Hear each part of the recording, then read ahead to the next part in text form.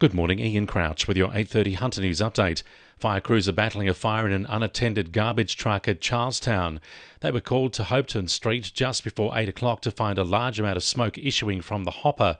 Newcastle Fire Command says the driver is not with the vehicle and can't be located. Crews are using 2 lines of hose and foam in an effort to stop the entire truck going up in flames. The state government has approved a massive solar farm to be built in the Upper Hunter. The $880 million Goulburn River Solar Farm will be located 28 kilometres southwest of Merriwa and will generate enough electricity to power about 190,000 homes each year. The solar farm includes a battery storage system which will store solar energy for dispatch to the grid outside daylight hours and during peak demand. It will take around 18 months to build and is due for completion in 2027. Greens councillor Charlotte McCabe says she's been lied to after finding out a missile factory will be built on land at Newcastle Airport. The federal government announced the $200 million facility is scheduled to open in 2026 and start making missiles in 2027. Charlotte McCabe says a report back in June from Council's acting chief executive said there was no explosive ordnance manufacturer or assembly on land owned by Newcastle Airport and no intention by the airport to seek this type of tenant. The Newcastle Liberals have welcomed the announcement, saying it will create hundreds of jobs, providing a much-needed boost to the local economy. New celebrations on Australia Day could be on the cards, with the Newcastle Liberals vowing to introduce these if they're successful at the September local government election. These include free entry to the city's pools, as well as having community barbecues on January 26.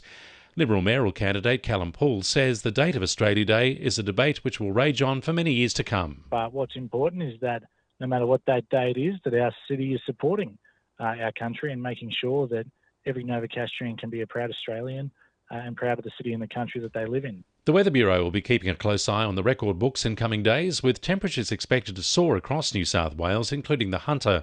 Some areas of the state could see the mercury rise to 8 degrees above average by Monday, which could see Australia's all-time heat record for winter broken. The Bloody Long Walk is taking place this Sunday, with Newcastle residents walking from Redhead to Foreshore Park to raise money for mitochondrial disease. This 35-kilometre walk raises funds for the Mito Foundation, which supports research, education and prevention of the disease. Bloody Long Walk manager Jane Hudson says the organisation is appreciative of those supporting and donating to the cause. Mitochondrial disease is a rare genetic disease.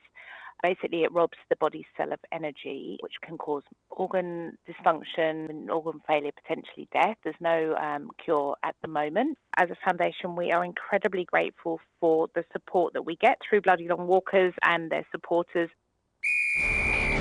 2NURFM Sport. The Knights NRLW side will be without star halfback Jesse Southwell for their game against the Eels tomorrow. After a disappointing start to their back-to-back premiership defence, coach Ben Jeffries is still confident in his side's ability. We just got to go there and play our own game. That's a whole cliche, but if we go there and play to our best of our ability, I think we'll be okay. Southwell will be replaced by Musselbrook Junior Evie Jones on debut.